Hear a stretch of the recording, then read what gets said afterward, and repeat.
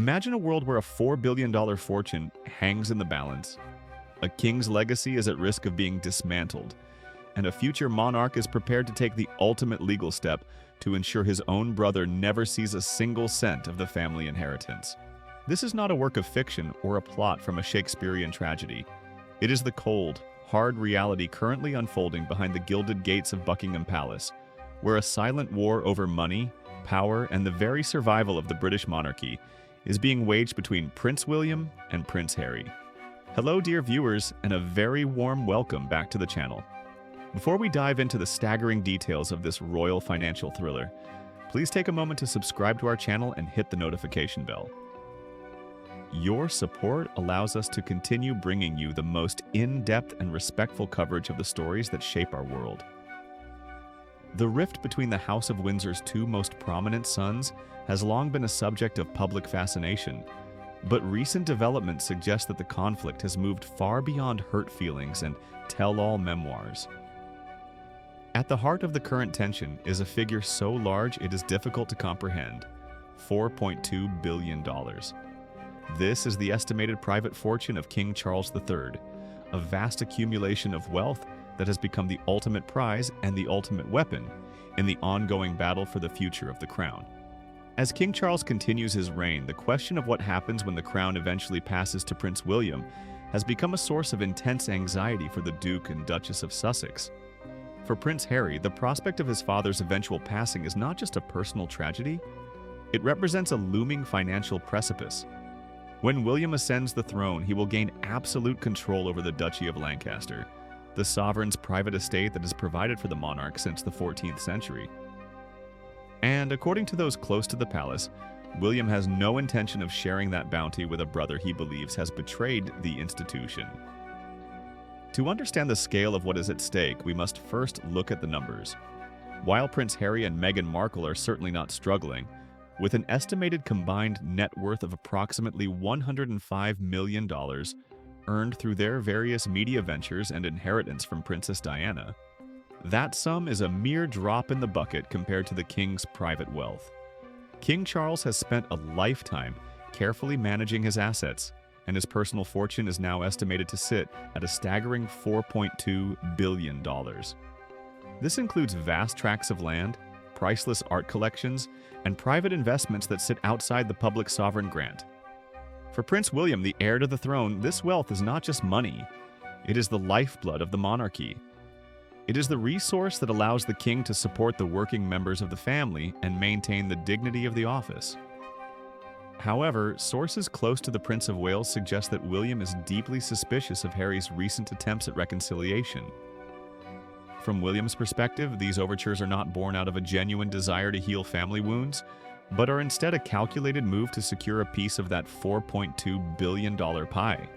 The fear within William's circle is that Harry is looking toward a future where his Hollywood deals might dry up, and he is seeking a financial safety net from the very family he so publicly criticized. A palace insider recently spoke to Woman's Day, revealing that William is now working overtime to ensure that the Sussexes are completely written out of any future inheritance discussions. This isn't just about a sibling rivalry or a grudge. According to the source, William views this as a matter of basic common sense and protecting the institution. The Prince of Wales is reportedly adamant that Harry cannot have it both ways. From William's point of view, Harry did not simply step away from his duties to seek a quieter life. He turned his back on the royal family in a highly public, hostile, and damaging manner. The publication of the memoir Spare, the Netflix docuseries, and the various televised interviews have left a mark that William finds impossible to ignore. He cannot reconcile the idea of Harry continuing to receive financial rewards from the crown after he spent years attempting to dismantle its reputation. This brings us to the most significant transition of power that will occur when William becomes king. As the Duke of Cornwall, William already manages a massive estate, but as king, he will inherit the Duchy of Lancaster. This private estate, consisting of over 18,000 hectares of land in England and Wales, is the primary source of the monarch's private income. It is entirely separate from the sovereign grant, which is the taxpayer-funded portion of the royal budget. The Duchy of Lancaster belongs to the sovereign by right of the crown, and the income it generates, tens of millions of pounds annually, is at the absolute discretion of the monarch. To truly grasp the gravity of the situation, we must look at the history of these duchies.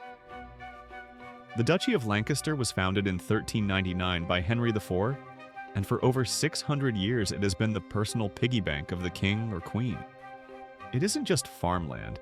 It includes high-value urban developments in the heart of London, prestigious commercial properties, and even ancient castles. When William inherits this, he becomes, in essence, the CEO of a multi-billion-dollar corporation. And as CEO, he has the power to decide who gets a bonus and who is removed from the payroll. Currently, King Charles uses this income to support himself and, to some extent, his family. But when William takes the reins, he will be the sole gatekeeper of these funds. The legal reality is that William will have the power to decide exactly who benefits from the king's private wealth. And the word from the palace is that he is already preparing the legal groundwork to ensure that the gates remain firmly shut to the Sussexes. This isn't just about Prince Harry, however. There is a secondary, perhaps even more potent, concern weighing on Prince William's mind: the influence of Meghan Markle. The news of Meghan's ambitions has become a talking point within royal circles, particularly as she launches new business ventures like American Riviera Orchard. William is reportedly deeply skeptical about how any royal funds would actually be used if they were to reach Harry. The insider noted that even if the money technically went to Harry, William is worried that it would be quickly redirected to support Meghan's ambitions. There is a fear that the private wealth of the British monarchy, built over centuries, could end up funding a lifestyle brand or commercial projects in California. To William, this would be a gross misuse of the family's legacy. He sees the money as something to be preserved for the stability of the UK and the Commonwealth, not as a venture capital fund for a former working royal's new career path. William's influence within the firm cannot be overstated. Even now, as the heir, his voice carries immense weight. When he raises concerns about the long-term financial security of the monarchy, people listen, including his father, King Charles. While the king is known to have a softer spot for his younger son, he is also a man who deeply respects the history and the requirements of his office. William is leveraging this, positioning himself as the pragmatic protector of the crown's future, contrasting his own fiscal responsibility with what he perceives as Harry's volatility. But let's talk about the specific assets that make up this $4.2 billion empire. It's not just cash in a bank account. We are talking about the Royal Philatelic Collection, the most comprehensive collection of British and Commonwealth stamps in the world, worth millions. We are talking about the private estates of Sandringham in Norfolk and Balmoral in Scotland. These are not owned by the state. They are the private property of the monarch. If William decides that Harry is no longer welcome at these estates, or if he ensures they are tied up in trusts that Harry can never access, he is effectively erasing Harry's connection to the places where they spent their childhood. As we move into the heart of this legal and financial breakdown, one must wonder, can Prince William actually leave his brother without a cent? To answer that, we have to look at the unique way royal wills and inheritances are handled in the United Kingdom. Unlike the average citizen, the wills of senior members of the royal family are not made public. In fact, they are traditionally sealed for at least 90 years to protect the privacy of the sovereign and the dignity of the monarchy. This means that whatever King Charles decides to leave Harry will likely remain a secret for nearly a century. However, the blocking of accounts that the news suggests William is preparing is more about the ongoing income streams and the distribution of assets that happen outside of the formal will. The Prince of Wales is in a position to influence the legal structures of the family's private holdings. He can ensure that certain trusts are structured in a way that excludes those who are no longer working royals. He can advocate for the slimming down of the monarchy, a concept King Charles has long supported to its most extreme financial conclusion. Think about the keeper of the privy purse. This is the official responsible for managing the sovereign's finances. William is already in close contact with these financial advisors, many of whom have served the family for decades. These advisors are tasked with the long-term survival of the House of Windsor. If they see Harry and Meghan as a reputational risk, They will naturally align with William's strategy to insulate the family's wealth from that risk. Royal experts have weighed in on this financial thriller, and many agree that William has a very strong legal and moral case within the context of the monarchy. If Harry is no longer a working royal, he technically has no claim to the sovereign grant. While he might have a moral claim to his father's private inheritance, the king's private wealth is his to do with as he pleases. If William can convince his father, or if William simply waits until he is the one making the decisions, he can effectively cut off the flow of wealth. This is where the story takes on the tone of a high-stakes drama. We are looking at a situation where the future king is essentially preparing a financial blockade. He is looking at the Sussexes' $105 million and seeing a couple who has enough to live comfortably, but perhaps not enough to sustain the ultra-high-level global influence they seem to crave. By restricting access to the $4.2 billion royal fortune, William isn't just protecting money. He is restricting Harry and Meghan's power on the world stage. Consider the cost of their lifestyle in Montecito: high-end security, private travel, the upkeep of a multi-million-dollar mansion, and the staff required to run their various foundations and media companies. These costs are astronomical. $100 million sounds like a lot, but in the world of global billionaires and power players, it can vanish quickly. William knows this. He knows that without the backing of the crown, the Sussexes are essentially a high-profile startup. And startups need capital. By cutting off that capital, William is ensuring that the brand Sussex can never truly rival brand Windsor. There is also the matter of the hostile nature of the Sussexes' departure. In the world of the British aristocracy, loyalty is the highest currency. When Harry stepped back in 2020, it was framed as a search for privacy. But the subsequent years of public broadsides against the family have, in William's eyes, changed the terms of the agreement. You cannot, in his view, attack the hand that feeds you and then expect that hand to continue providing a lavish lifestyle. This is the basic common sense the palace source referred to. It is a transactional view of the family relationship. If you are not part of the team, you are not part of the payroll. The implications of this are profound. If William succeeds in his mission to write the Sussexes out of the financial future of the monarchy, it marks a permanent end to any hope of Harry returning to the fold in a meaningful way. Money in the royal family is synonymous with status and role. To be cut off financially is to be officially cast out of the lineage in all but name. Critics of William's approach might argue that this is a cold and calculating way to treat a brother who is clearly struggling with his place in the world. They might see it as an act of revenge for the personal slights contained in Spare. However, supporters of the Prince of Wales see it as the necessary action of a man who understands the weight of the crown he will one day wear. William knows that the monarchy is currently in a period of transition and vulnerability. With the king facing health challenges and the public eye more critical than ever, the financial integrity of the house is paramount. We must also consider the perspective of King Charles himself. He is a father who loves both his sons, but he is also a monarch who has spent decades preparing for his role. He knows better than anyone the importance of the Duchy of Lancaster and the private wealth that sustains the king. He is caught between his paternal instincts and his duty to the crown.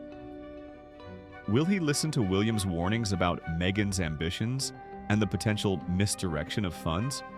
Or will he strive to leave Harry something as a final gesture of a father's love? The legal maneuvers currently being discussed involve complex trusts and the intergenerational transfer of royal assets. In the UK, the sovereign is exempt from inheritance tax on assets passing from sovereign to sovereign. This is a crucial detail. It means that the $4.2 billion can pass from Charles to William entirely intact, without the 40% tax hit that a normal estate would face. This tax exemption, established in a 1993 agreement with the government, is designed to prevent the monarchy's private wealth from being eroded over time. However, this exemption only applies to assets passing to the next sovereign. Any money Charles leaves directly to Harry would likely be subject to standard inheritance taxes. If Charles were to leave Harry, say, $100 million, the UK government would take $40 million of it. This makes it a much less efficient way to pass on wealth. William can use this as a logical, non-emotional argument. Father, if you leave it to me, the institution keeps 100% of it. If you leave it to Harry, the government takes nearly half, and the crown is weakened. It is a cold, mathematical trap that leaves Harry with very few options. As we look at this situation, it's clear that the Meghan factor is a significant driver of William's urgency. The Prince of Wales has watched as the Sussexes have attempted to build a rival court in Montecito. He has seen them use their royal titles to ink deals with global corporations. To William, the idea of royal inheritance money being used to fund a PR machine that often works against the interests of the UK government and the monarchy is unthinkable. He sees a clear line between royal wealth and celebrity wealth, and he is determined to ensure that the two never meet. Moreover, there is the issue of the crown jewels and other historical artifacts. While most of these are held in trust for the nation, there are many pieces of jewelry and art that are the private property of the Windsors. These are often used as diplomatic tools or as symbols of continuity. William is reportedly very concerned about these items leaving the country. There is a historical precedent for this anxiety. When the Duke of Windsor abdicated in 1936, there were years of legal wrangling over which jewels belonged to him and which belonged to the crown. William is determined not to repeat history. He wants every piece of the Windsor legacy accounted for and kept within the direct line of succession. The dynamic between the brothers has shifted from a personal disagreement to a strategic standoff. Harry, for his part, seems to be reaching out, perhaps sensing that the window of opportunity is closing. His recent visits to the UK, though brief, are seen by some as an attempt to maintain a connection to the source of his heritage and his potential future stability. But with William standing guard at the vault, those visits may not be enough. What we are witnessing is the business side of the monarchy. While the public sees the carriage processions and the balcony appearances, the real work of the firm happens in meetings with estate managers, tax attorneys, and constitutional experts. William is proving himself to be a formidable leader in this arena. He is not just waiting to become king, he is actively shaping the kingdom he will inherit. He is surrounding himself with a new generation of advisors who share his vision of a streamlined, efficient, and above all, loyal royal family. The thriller aspect of this story lies in the uncertainty. Will Charles succumb to William's pressure? Will Harry find a way to bypass his brother's influence? Or will the secret wills of the royals keep these secrets buried until long after all the players have left the stage? One thing is certain. The $4.2 billion is more than just a number. It is the symbol of a family's history and the potential catalyst for its greatest divide. Let's talk about the spare effect. When Harry published his memoir, he didn't just burn bridges, he blew them up with high explosives. In the book, he detailed private conversations, described physical altercations, and painted William as his arch-nemesis. For William, this wasn't just a betrayal of trust. It was a betrayal of the very concept of the royal secret. The monarchy survives on a certain level of mystique, and the understanding that what happens behind closed doors stays there. By breaking that code, Harry, in William's eyes, forfeited his right to the benefits that come with that code. Why should Harry benefit from the wealth of a family whose privacy he has sold to the highest bidder? This brings us to the future of Prince George, Princess Charlotte, and Prince Louis. William isn't just thinking about himself, he is thinking about his children. He wants to ensure that when George becomes king, the Duchy of Lancaster and the private fortune are as robust as possible. He sees any leakage of funds to the Sussexes as a theft from his children's future. It's a powerful motivator. A father's desire to protect his children's inheritance is one of the oldest and strongest forces in human history. And what about the British public? While the king's private wealth is his own, the public perception of how it is used matters immensely.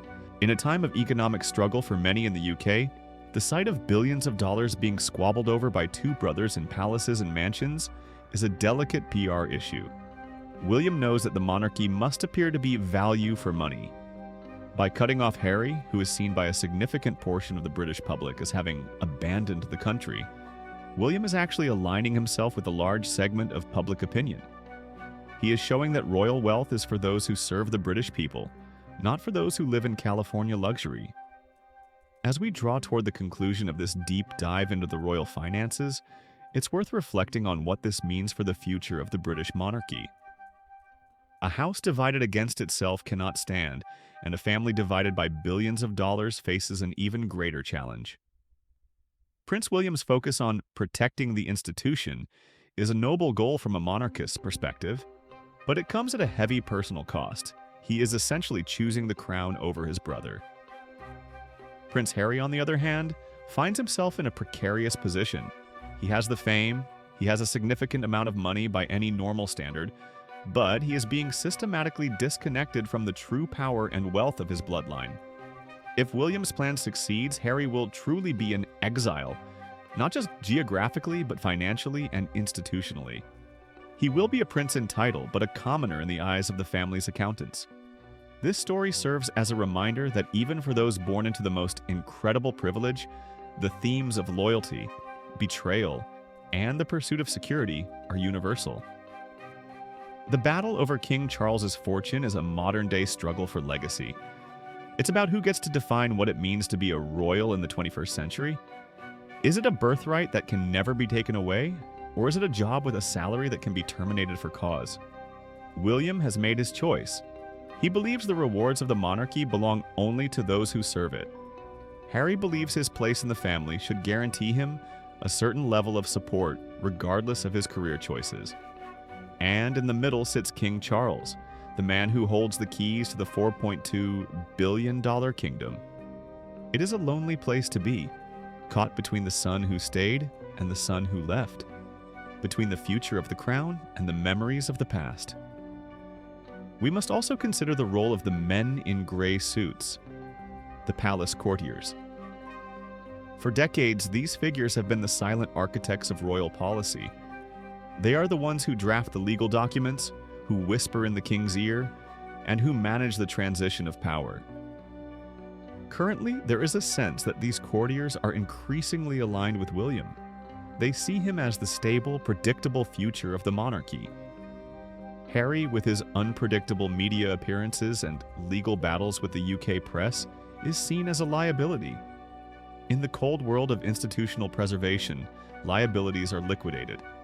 As we continue to follow this developing story, we want to hear from you. The situation is complex and touches on many deep-seated beliefs about family, duty, and inheritance. It raises questions that go to the very heart of the British identity and the role of the monarchy in the modern world. What are your thoughts on Prince William's reported plan to block Harry and Meghan from the royal inheritance? Do you believe William is right to protect the institution by ensuring that only working royals benefit from the king's private fortune? Or do you think that, as a son, Harry has an inherent right to a share of his father's wealth, regardless of his public actions? And what about the Meghan factor? Is William justified in his concern that royal funds might be used to support commercial ambitions in America? Or is he being overly skeptical? Is there a way for the family to reconcile, or has the financial Iron Curtain already descended? Please share your thoughts and opinions in the comments section below. We always appreciate your insightful and respectful contributions to the discussion. This is a story that affects not just the individuals involved, but the very fabric of the British state and the Commonwealth. Your perspective helps us understand the wider impact of these royal decisions. If you found this deep dive informative and want to see more content like this, please give this video a thumbs up. It really helps the channel reach more people who are interested in these important royal updates and allows us to continue our research into these complex topics. And if you haven't already, please consider subscribing and joining our community.